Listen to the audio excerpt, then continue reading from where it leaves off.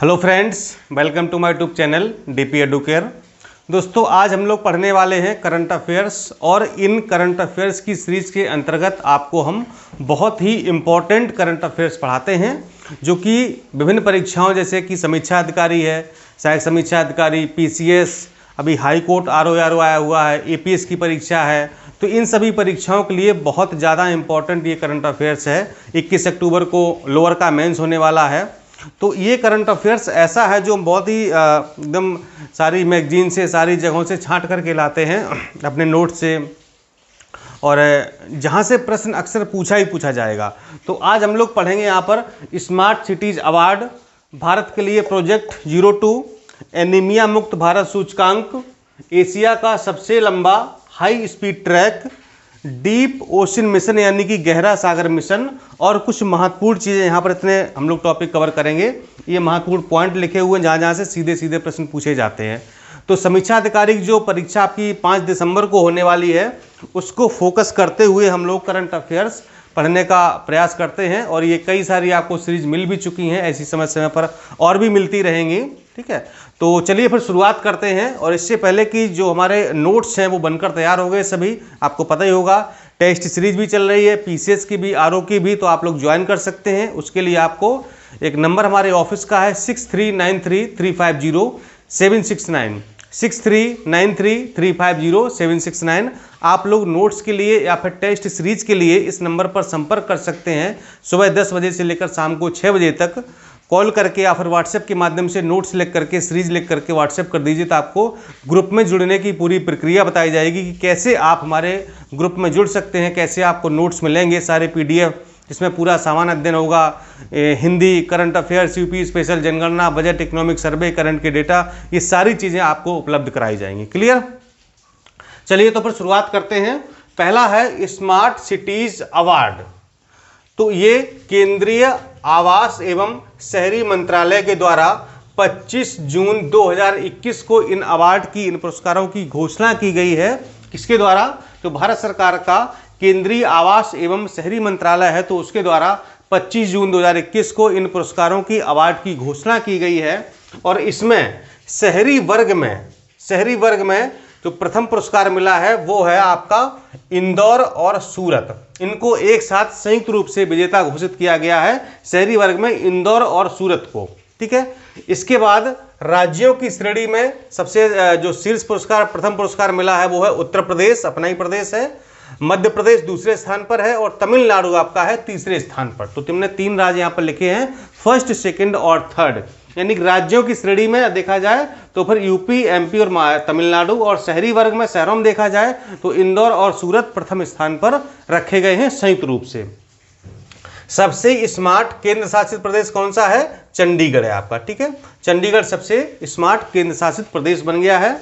और smart cities leadership award दिया गया है अहमदाबाद प्रथम पुरस्कार, वाराणसी को दूसरा पुरस्कार और रांची को तीसरा पुरस्कार दिया गया। कौन सा? Smart cities leadership award. अगला टॉपिक है भारत के लिए प्रोजेक्ट 02। अब ये देखिए क्या है प्रोजेक्ट 02, इसको समझते हैं। क्योंकि कभी कभी क्या होता ना, आपने देखा होगा कि कभी कभी करंट में सीधे सीधे प्रश्न पूछ दिए जाते हैं, लेकिन कभी थोड़ा सा 2-3 कूट दिए होते हैं या फिर कथन कारण में प्रश्न आते हैं। तो इस तरीके के प्रश्न भी आपके करंट अफेयर्स में पूछे जाते हैं। तो हम क्या करते हैं कि पूरे टॉपिक को ही आपको समझा देते हैं, ताकि अगर यहाँ इस टॉपिक से किसी प्रकार का कोई प्रश्न बने तो आपको गलत ना हो। ठीक है, जैसे कि आपने अवार्ड पढ़ा तो आपने सारी चीज़ें इंपॉर्टेंट यहाँ पर बता दी। ठीक है, अब ये प्रोजेक्ट 02 क्या है इसके बारे में आपको पूरा बता देते हैं। तो ये मेडिकल ऑक्सीजन के उत्पादन को बढ़ावा देने के लिए ये प्रोजेक्ट लाया गया है। अभी आपने देखा था कि जो कोरोना काल चल रहा था तो ऑक्सीजन की कितनी क्राइसिस थी, ऑक्सीजन नहीं मिल रहे थे, वेंटिलेटर नहीं मिल रहे थे, कंसंट्रेटर नहीं मिल रहे थे। ठीक है, तो ये मतलब बड़ी समस्या थी, और ऑक्सीजन ना मिलने के चलते कई लोगों को अपनी जान गंवानी पड़ी। मतलब ये कई राज्यों की समस्या थी, लगभग पूरे देश में ये समस्या थी कि हमारे यहाँ ऑक्सीजन का उतना उत्पादन नहीं था जितनी की अचानक से आवश्यकता पड़ गई।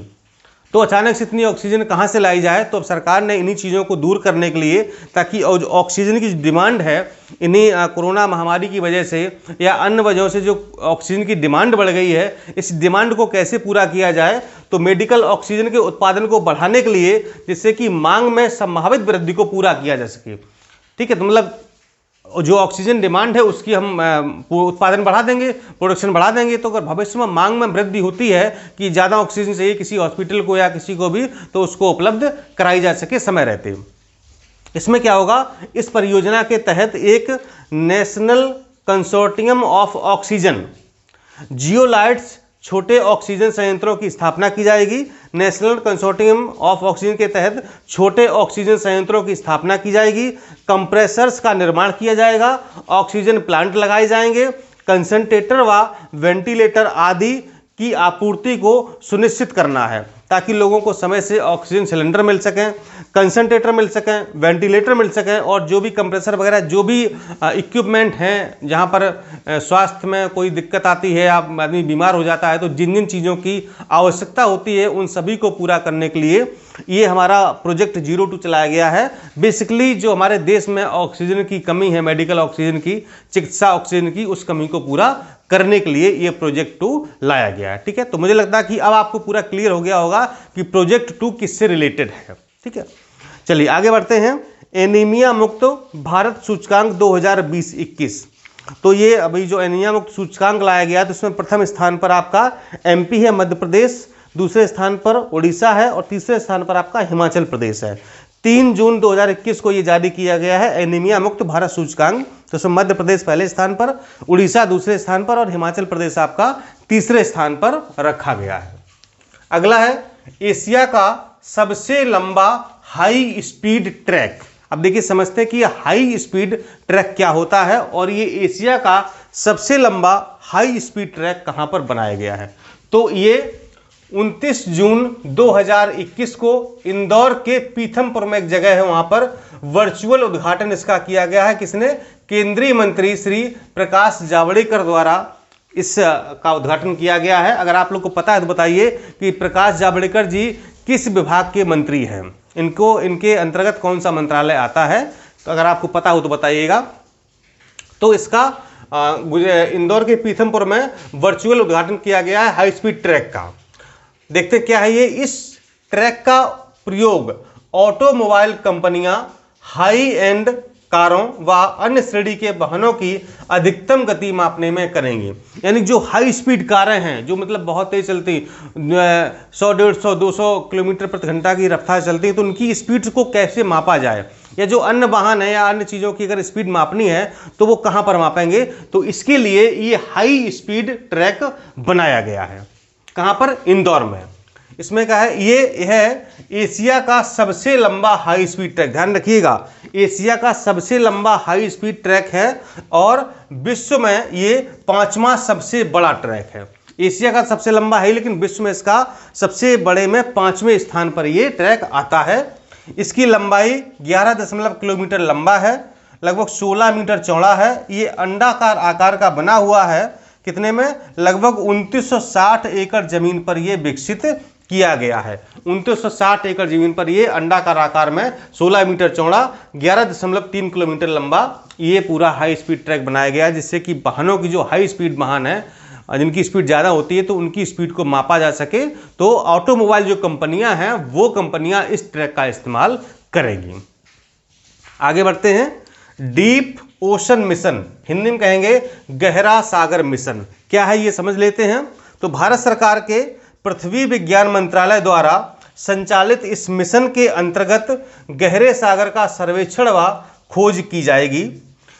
ये भारत सरकार का जो पृथ्वी विज्ञान मंत्रालय है तो उसके द्वारा इस मिशन को लाया जाएगा और इसमें क्या होगा कि गहरे सागर का सर्वेक्षण व खोज की जाएगी, जिससे जैव विविधता और खनिजों के अध्ययन में मदद मिलेगी। यानी कि जैसे समुद्र के नीचे आपको पता है कि बहुत सारे खनिज है, बहुत सारे मिनरल्स हैं, गैसेज हैं, मतलब कई सारी चीज़ें हैं।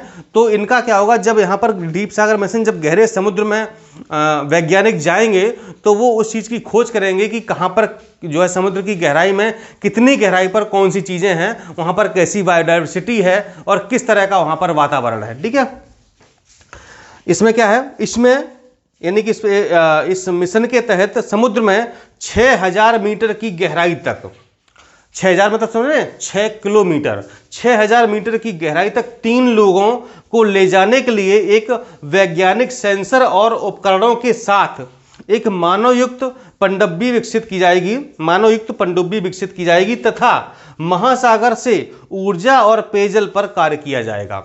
यानी क्या होगा, एक पनडुब्बी ऐसी बनाई जाएगी जो मानव युक्त पनडुब्बी होगी और इसमें 3 लोग यानी 3 वैज्ञानिक होंगे और ये समुद्र की गहराई में 6000 मीटर अर्थात 6 किलोमीटर की गहराई में जाएंगे और वहाँ पर अपना जो भी मिशन है, जो भी खोज है, उसको अंजाम देंगे। इससे क्या होगा कि ऊर्जा और पेयजल पर, नीचे हम ऊर्जा के जैसे डीजल है, पेट्रोल है, गैस हैं और मतलब कई चीज़ें हैं, और पेयजल यानी कि पानी पीने के संसाधन यानी पानी है या जो भी और चीज़ें हैं, तो उन पर ये रिसर्च किया जाएगा। इसलिए ये भारत सरकार के पृथ्वी विज्ञान मंत्रालय द्वारा गहरा सागर मिशन लाया गया। यानी समुद्र में गहराई में जाकर के, बहुत गहराई में, अब सोचो 6 किलोमीटर, एक मतलब आप सोच सकते हैं कि 6 किलोमीटर नाप लीजिए कितनी डिस्टेंस होती है ना। तो 6 किलोमीटर समुद्र के नीचे जाना है पनडुब्बी के माध्यम से। अब सोचिए कैसे जाएंगे, बड़ा मतलब आप सोचे बहुत बड़ा काम है ना।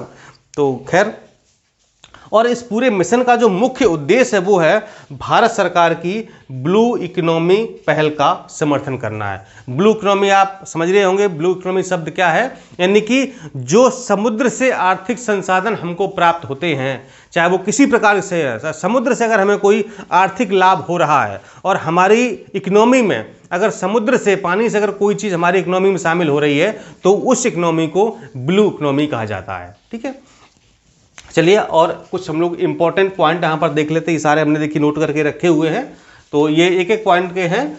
उत्तराखंड के भी हाल ही में नए सीएम बने हैं जिनका नाम है पुष्कर सिंह धामी। अभी कौन थे, अभी थे श्री तीरथ सिंह रावत जी थे, तो अब उनको जो हटा करके पुष्कर सिंह धामी को उत्तराखंड का नया मुख्यमंत्री बनाया गया है। दूसरा है, जून 2021 में रेबीज से मुक्त होने वाला पहला राज्य कौन सा बन गया भारत का, गोवा। ध्यान रखिएगा, गोवा को जून 2021 में रेबीज से मुक्त कर दिया गया है। अगला है यूके यानी कि यूनाइटेड किंगडम के प्रमाणित, यहां पर को है, यूनाइटेड किंगडम को जीआई प्रमाणित जर्दालू आम की पहली वाणिज्यिक खेप का निर्यात किसने किया है, तो बिहार ने। तो बिहार का जर्दालू आम है ना, इसको जीआई टैग अभी हाल ही में दिया गया था, तो इसकी पहली वाणिज्यिक खेप यूके को निर्यात की गई है, बिहार ने की है। अगला है जीआई प्रमाणित जलगांव केला, कहाँ होता, महाराष्ट्र में एक जिला है जलगांव, तो वहाँ का केला है, तो उसको भी जीआई टैग मिला हुआ है। कि पहली खेप किस शहर को निर्यात की गई है, तो ये दुबई को निर्यात की गई है। जलगांव केला की खेप कहाँ पर, दुबई गई है, और जो जर्दालू आम वो उसकी खेप कहाँ पर गई है, ये आपकी यूके गई है। वर्ल्ड गिविंग इंडेक्स 2021 में भारत को कौन सी रैंक मिली है, 14वीं रैंक है। जो दानदाता, जो विश्व में जो दानदाता देशों की सूची है, तो उसमें 14वें स्थान पर भारत को रखा गया है। विश्व का पहला आनुवंशिक रूप से संशोधित रबड़ का पौधा कहाँ पर रोपा गया है, ये आपका गुवाहाटी के असम में जून 2021 में रोपा गया है। पहला रबड़ का पौधा है जो जेनेटिकली मॉडिफाइड है, आनुवंशिक रूप से ये संशोधित रबड़ का पौधा है। नेक्स्ट, फेसबुक द्वारा जून 2021 में किसे अपना शिकायत अधिकारी नामित किया गया है, तो ये है स्फूर्ति मिश्रा, स्फूर्ति प्रिया को फेसबुक ने अपना शिकायत अधिकारी नियुक्त किया। अभी आपने देखा था जो भी सोशल मीडिया साइट्स हैं, फेसबुक है, ट्विटर है, व्हाट्सएप है, तो बड़ा विवाद चल रहा था कि अगर किसी प्रकार की कोई आपत्ति होती, कोई समस्या होती है, तो लोग किसको फ़ोन करेंगे, मतलब किससे बात करेंगे और उनकी शिकायत का निवारण कौन करेगा। तो ये जो भी सोशल मीडिया सोशल साइट्स हैं, तो सरकार ने कहा था कि सब लोग अपना अपना एक शिकायत अधिकारी नियुक्त करें, ताकि अगर पब्लिक की कोई शिकायत होती है तो उनका निस्तारण किया जा सके। इसलिए फेसबुक ने स्फूर्ति प्रिया को अपना शिकायत अधिकारी नामित किया है।